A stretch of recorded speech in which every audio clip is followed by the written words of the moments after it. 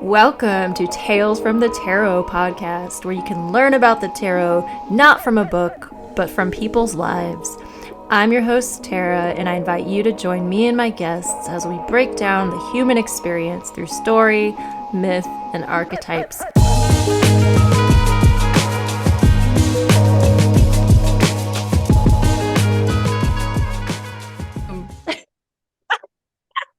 Okay. So, Awesome. welcome, Carly.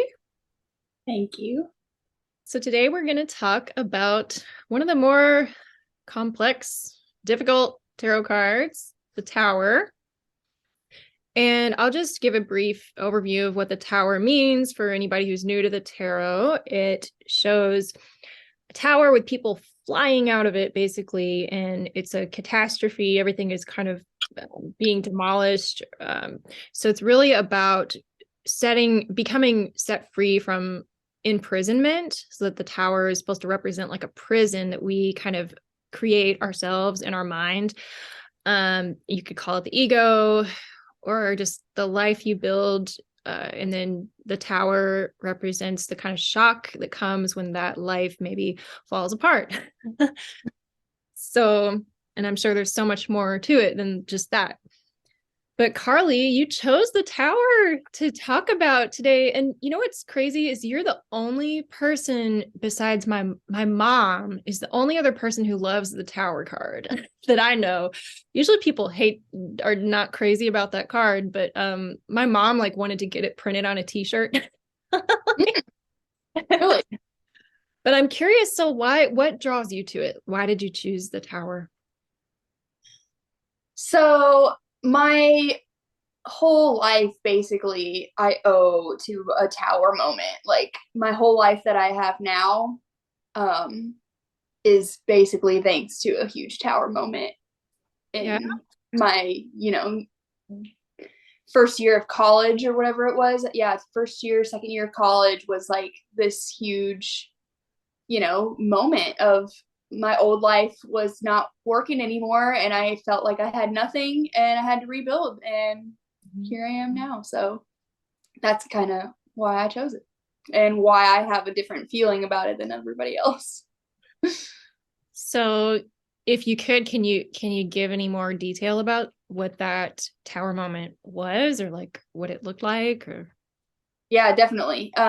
So I was brought up really strict Christian. My dad was a pastor growing up, so I followed all the rules and was very devout in my faith up until my first year of college. And whenever I did go to college, I had just broken up with a boyfriend, a long term boyfriend that I thought I was going to marry. mm. And so he was very Christian as well. We were going to church all the time together. Like faith was a huge part of our relationship. So when we broke up, my faith kind of just was put on hold. It wasn't like I felt like the faith was gone per se. It just transformed. Yeah. So the tower moment really came more from the breakup, Mm-hmm. not so much from the faith thing. But ultimately it led me, that moment of like leaving the church, leaving the relationship, led me to being able to find yoga and find my new philosophy in life of, everything is energy and what you put out you get back, and it's just a whole new perspective on life that I had before. Yeah, that's a good one. What you put out, you get back. Mhm.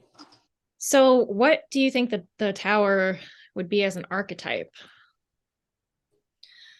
So I feel like it's definitely this, fall from grace moment, maybe like some kind of Bill Clinton moment where it comes out that he's not so great and everybody was so in love with him, but then yeah. But is that what you mean by archetype though? Yeah, exactly. Like the archetype just means like a universal theme that we all have in our subconscious that we all kind of maybe act out in some way. Like, we all have a lover inside of us, we all have an empress inside of us, we all have a magician, we all have a tower. Mhm.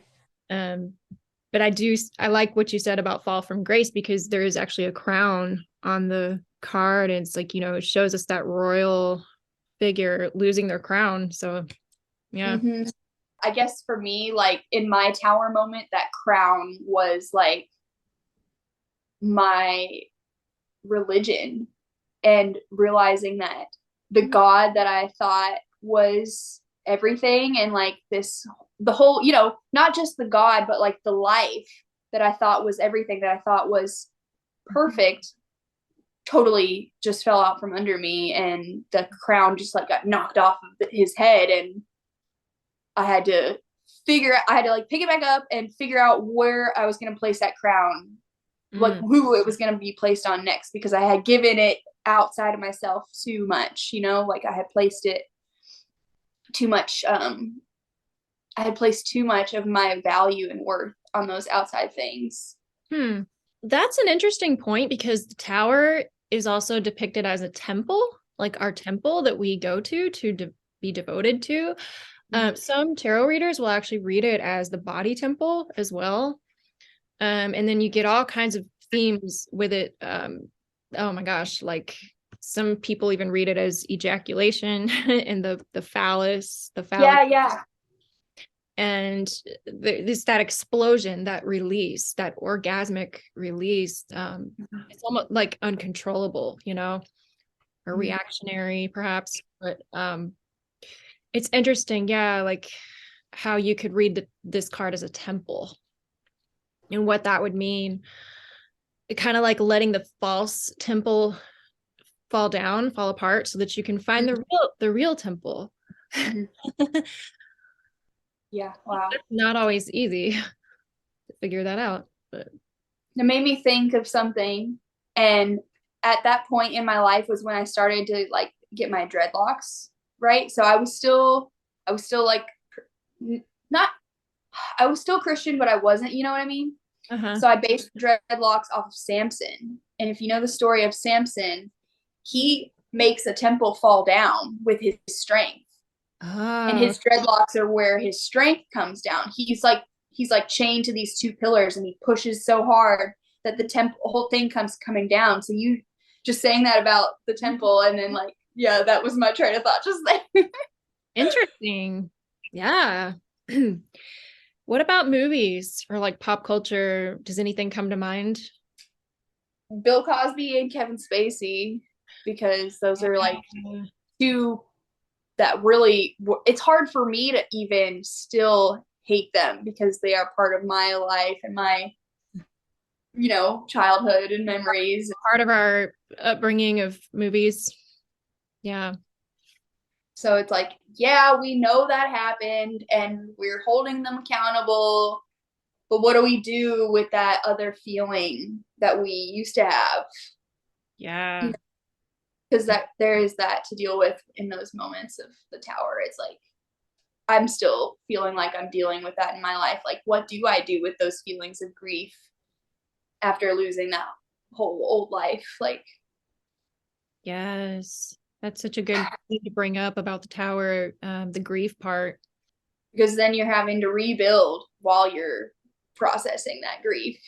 Oh, yes. That's the part of the tower that I forget about sometimes is that whole rebuilding aspect, which is like, hey, the tower's not bad if you really focus on the rebuilding. It's sort of like when the tower comes up, yeah, it's going to suck maybe for a while, but just ask yourself, okay, well, what am I going to rebuild? Mm-hmm. Like maybe if that's the focus, it's a little bit more healthy way to work with the tower.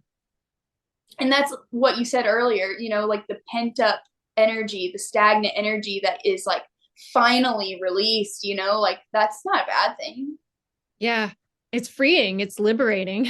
Mm-hmm. Ways in which we were bottled up before, like would never be able to express ourselves. Now we can after we have these tower moments, which is quite incredible. I think it's kind of like what the whole point of the human experience is. Like we're just evolving to become more liberated. It's almost like it's a freedom from the ignorance that you had too, because like because of the way the tower is, like it only falls when the foundation is not sturdy, right? So Right. you may have been ignorant to that false foundation before, Oh, and it's like a revealing moment, like you were finally, yeah, yeah. aware of Oh my God. You just what nailed was. it. So that's good. It's a good thing. Yeah, yeah, you nailed it right there. That's what the tower's all about. Those false foundations, and I call them fantasies. That's what I call it, like a delusional way of interacting with reality. Like you're not quite in touch with reality. You're more in touch with your concepts of reality. Mm. And I face this in dating. I see it all the time. Like, and I'm sure I've done it too, like on the other end, but I experience it as, the people I date, you can sense some people are more attached to the concepts of what they think love is going to be or what they're going to have with me, maybe, and you can just kind of sense it. I don't know. Versus the people that are living like love is a verb, and they're just like open to, like, it's more about intimacy with reality instead of an intimacy with their concepts of what they want or hope. I don't know. It's a tricky thing because it requires that freedom, and it hurts to like break through to that, and you have to go through some pain, which I don't think a lot of people don't want to do that. Mm-hmm. Yeah, to have your expectations not be met is really painful. Rejection. Love it. That's, yeah, that's the stuff that makes us grow though, because we have to find out, okay, if I'm being rejected, am I gonna be okay with that? Like, at least I'm not rejecting me. So true. Yes. And that's the temple. That's like rebuilding the temple, or like knowing that the temple is you. It's not anything, not any concept or outside of you. Mhm. Yeah. It feels like there's gonna be a big tower moment for a lot of people soon. Really? How Well, so? yeah, I mean, we've already seen it coming out in bits and pieces here and there about like the child sex trafficking stuff and all these celebrities that are involved in that, and it's like, how much longer can we have this shaky tower that's like, it's like crumbling before our eyes. Right. And that, and then just the whole capitalism, like the whole foundation of what this society runs on, and the consumerism. And I think all that is like the tower that, you're right, it's all bound to come down. Absolutely. So we kind of need to get acquainted with the tower right now, it feels like, because we're in for it. It not trying to be that gloom and doom or anything, but like we need to be able to know how to rebuild when that happens, because Well, exactly. Yeah, that's a really good point. Here's a question for you. If the tower were a person, what advice would they give you? look at what was not built on stable ground, and Mm. be grateful that it has been removed from your experience. Wow. That's good. Yeah. I've heard some tarot readers say, like, if the tower were to give advice, it would say, start a revolution. The whole tarot or the tower? The tower, sorry, the tower. Oh, Yeah, if it were to give advice, it would say, start a revolution, like revolutionize something, break it down, destroy whatever that thing is that's holding you back. mm, mm. Yeah, and didn't you say that the tower is ruled by Mars also? Yeah. Mm-hmm. Yeah. Yeah. So I feel that it has that Scorpio energy, really, like that, like rebel, like that's probably why I like it. Yeah, because collectively, that's what I'm hoping for all of us, so that we can have that moment, so that we can start to rebuild and be. That sounds kind of bad though, like I want us to have a tower moment, like in a good way though. I don't think it sounds bad. I think it sounds liberating. Yeah, yeah. And yeah, Mars is the planet of war and destruction and battle and kind of like energy, like sex energy too, and fiery energy. So that's all interesting. Penetrative masculine. What? Penetrative masculine. Ooh, yes, yes. So Yeah. that's The interesting. start revolution for sure. Yeah. I Hmm. love that. But so there is something there. Start a revolution, but is the tower something that happens to you? I think so, usually.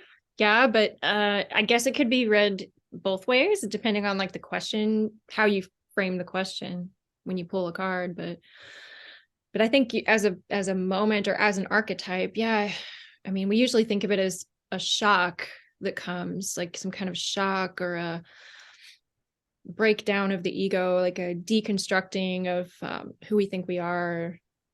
Yeah. Yeah. So not really something we started, but maybe the starting of the revolution is a result of the tower moment, like how we react to it. Yeah. Yeah. And you can also think of like we were talking about like sexual energy and penetration. I think that's interesting to reflect on. So that phallic and that penetrative sexual energy, and we do kind of see like this orgasmic release here. Now, an orgasm is something that a lot of times we don't have control over. And Mm. I feel like this card shows the kind of orgasm that we don't have control over. Like it's just a release.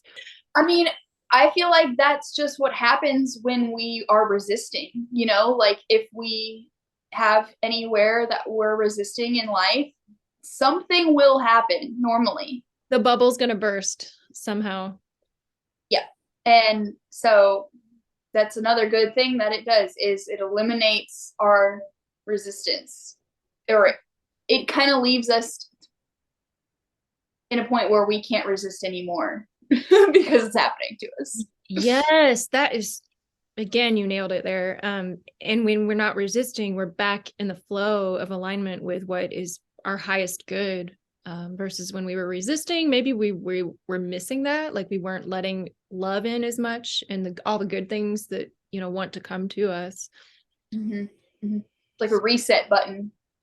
Yeah, I brought this book by one of my favorite readers. He's also a popular filmmaker named Alejandro Jodorowsky, and he says the tower means an opening, the emergence of what was imprisoned. No longer a tower, but a channel.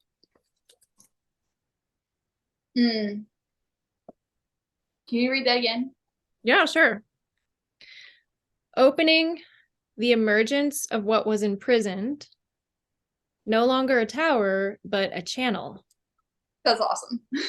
I know, right? I love That that. is so good.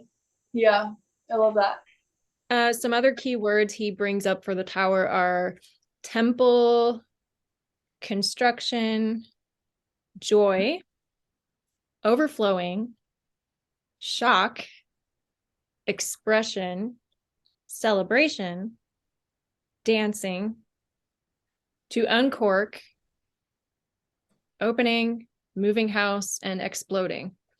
Mm-hmm. Oh, I was gonna bring up the next card in the tarot is the star. Yeah.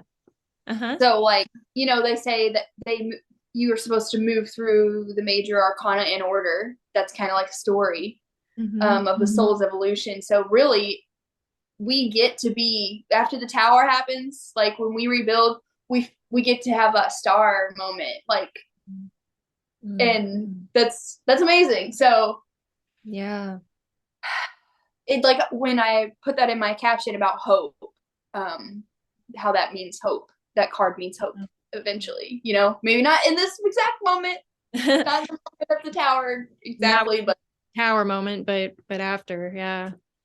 yeah. That's So beautiful. I love that. the only other thing I was gonna say was basically just that tower moments happen a lot in life, you know, it's not just like one and done. thing. It's kind of like something we can go through on a larger or smaller scale throughout our whole lives. But whenever we learn to deal with that, like kind of work with the life, death, life cycle, Mm-hmm. um, we can move through all those moments in a different way and know how to deal with it. And I think that then, and the way to do that is through embodiment. Like, 'cause a lot of that is just knowing how to process emotions, like in our body, how to mm, take full responsibility for our own emotions and move them through us when these tower moments happen, instead of like maybe like dramatizing or putting it out, projecting it out on other people, or well, just that energy can be so overwhelming that it kind of like can take you over sometimes.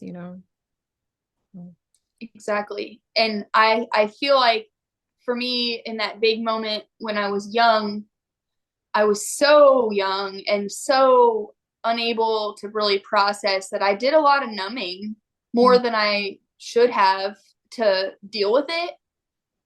But I feel like my general emotion around the whole experience was numb until I was able to like get myself to a place where I could deal with it. Yeah. And I'm still feeling like I'm dealing with a lot of that grief today, even, and that's been 10 years. So, but that's okay, you Do know. you think, yeah, do you think that you're in a star moment now? That is, yeah, that's the beautiful part is like you get that star moment, and now I'm like really feeling like I've given that grief, finally been able to give that grief the space that it deserved to process. And now I get to just make art about it and like Oh, express myself in whatever way I need to, or whatever way um my trauma needs to process the rest of it out, you know. So I'm just doing that, and it's yeah, that's beautiful.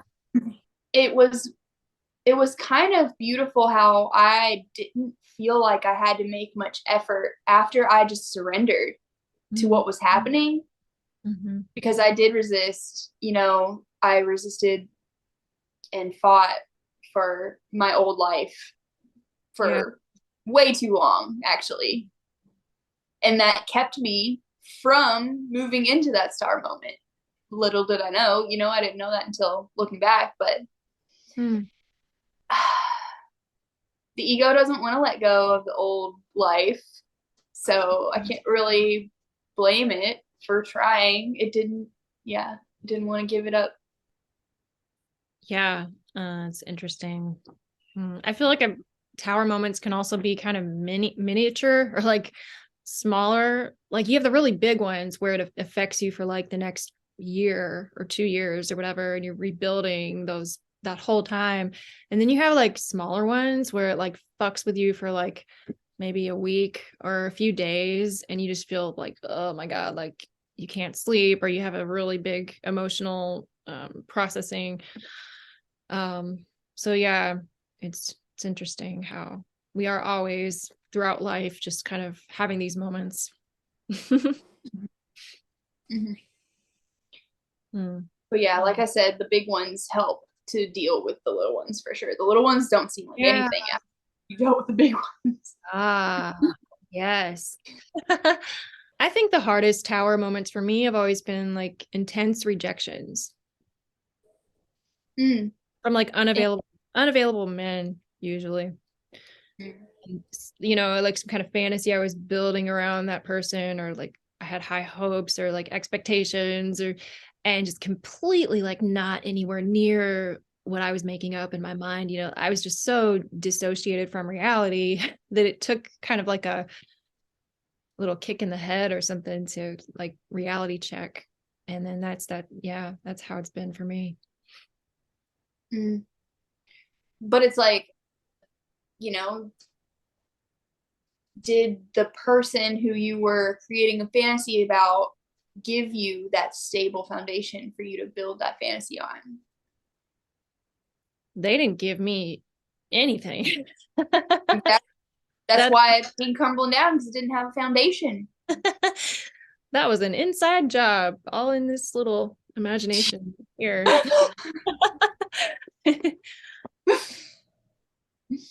yeah, it's amazing what the imagination will do for love. We're humans. We're always seeking love and to be accepted, and it's amazing the stories we'll build around that and try to like make be real. That's why I love Tantra so much, because it's broken me free from that. And Tantra's main philosophy is that like it's all about intimacy with reality.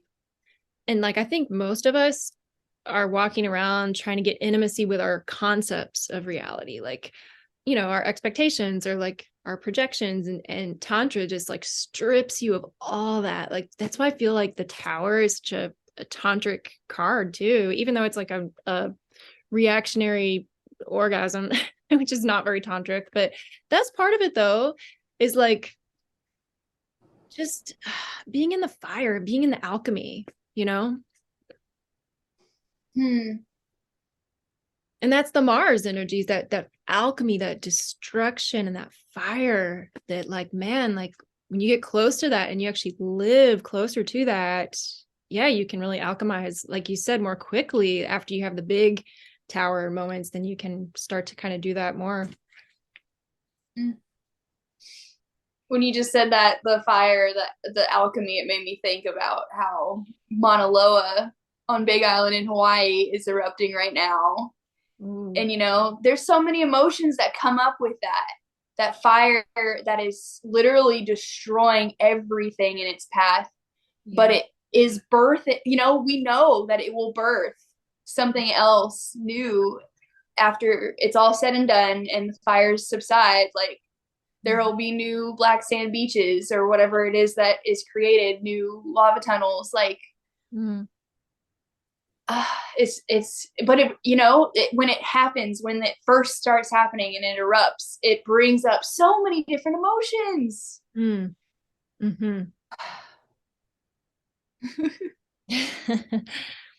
One of my favorite interpretations of the Tower, we've got 5 minutes left, is cool. that the two people falling out of the Tower are actually acrobats, and they're dancing. And the idea is that there's a freedom when you free fall. It's like you're falling, but in some cases it can be like a freedom that feels actually kind of good, or like because you're finding your own individuality, you're finding your independence from whatever you were imprisoned in or trapped in. And it's that independent dance. So if this were like a relationship, these two people would be doing their own dance like separately, but they're still both allowed to kind of be in the picture together. So it's an interesting card to contemplate for relationships too, because I think it's about freedom and like really infusing a lot of freedom into your relationships, doing your own dance, or I love that. Yeah. And also, whenever the universe does catapult you from your tower, which it will, all you can do is dance on the way down, So yeah. I love that. Fall from grace and dance with grace. Yes. As long as there is grace, we're good. Pray for grace. There always will be grace. Yeah.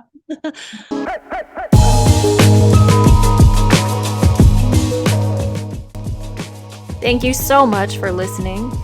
If you'd like to support and explore my work further, you can subscribe to patreon.com/readingsandrituals.